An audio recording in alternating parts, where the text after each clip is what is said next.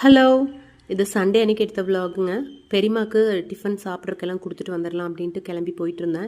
போகும்போது பார்த்தா காம்பவுண்ட் வாலில் இந்த பூச்சி ஒட்டிகிட்டு இருந்துச்சு. பார்க்கவே செம்ம க்யூட்டாக இருந்தது. சன்லைட் படும்போது அவ்வளோ அழகாக க்ளோ ஆகுதுங்க. இது பட்டாம்பூச்சியாக மாறப்போகுதா, இல்லை ஏதாவது ஒரு வண்டு வகையா, இல்லை ஏதாவது ஸ்பைடர் அதுலேருந்து வருமா என்னங்கிறது எனக்கு தெரியல. ஆனால் அழகாக இருந்துச்சு. இது கேமராவில் பார்க்குறத விட நேரில் பார்க்கும்போது இன்னும் நல்லா ப்ரைட்டாக பேரட் க்ரீனில் கோல்டன் கலர் அந்த மாதிரி அழகாக இருந்துச்சுங்க. நான் இது வரைக்கும் இதை பார்த்ததே கிடையாது. இந்த பூச்சியை நீங்கள் பார்த்துருக்கீங்களா? இது என்ன அப்படிங்கிறத மறக்காமல் எனக்கு கமெண்ட் பண்ணுங்கள் தெரிஞ்சால். அப்புறம் இன்றைக்கி மதியம் லஞ்சுக்கு என்ன செய்யலான்னு யோசிச்சுட்டு இருக்கும்போது காலையிலேயே இட்லி சிக்கன் குழம்பு எல்லோரும் சாப்பிட்டு கிளம்பிட்டாங்க வெளியில். குழம்புல பீஸ் இல்லை, வெறும் குழம்பு தான் இருக்குது. ஸோ மதியம் யாரும் அதை லைக் பண்ண மாட்டாங்க. அதனால் அதை அப்படியே ரசமாக மாற்றிடலாம் அப்படின்னு சொல்லி பிளான் பண்ணிட்டேன். இதுக்கு வந்து தேங்காய் 2 மூடி தேங்காய் எடுத்து கெட்டிப்பால் தண்ணிப்பால் ரெண்டுமே கலந்து எடுத்துக்கோங்க. ஒரு பாத்திரத்தில் தண்ணி, அரை பாத்திரம் வரைக்கும் தண்ணி ஊற்றிட்டு மல்லி இலை நல்லா பொடியாக வெட்டி போட்டுக்கோங்க.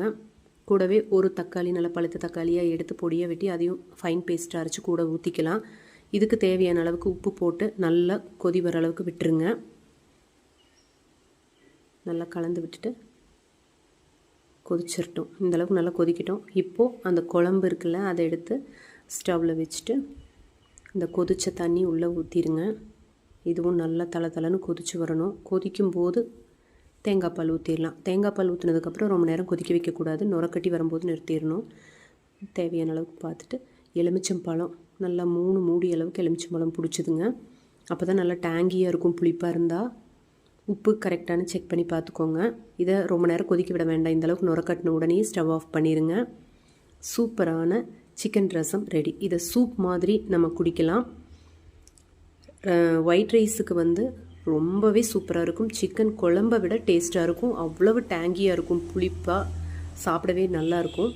நான் கூட வந்து முட்டை வேக வச்சு எடுத்துருக்கேங்க. கொலைய வேக வச்ச சாதம் கம்மியாக போட்டு நிறைய ரசம் ஊற்றிட்டு கூடவே முட்டையை வச்சு சாப்பிடும்போது அப்பா அட்டகாசமாக இருந்துச்சுங்க.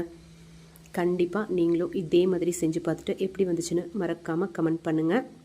மண் சமையலை சப்ஸ்கிரைப் பண்ணி வச்சுக்கோங்க. லைக் பண்ணி ஷேர் பண்ணி கமெண்ட் பண்ணுங்கள். தேங்க்யூ.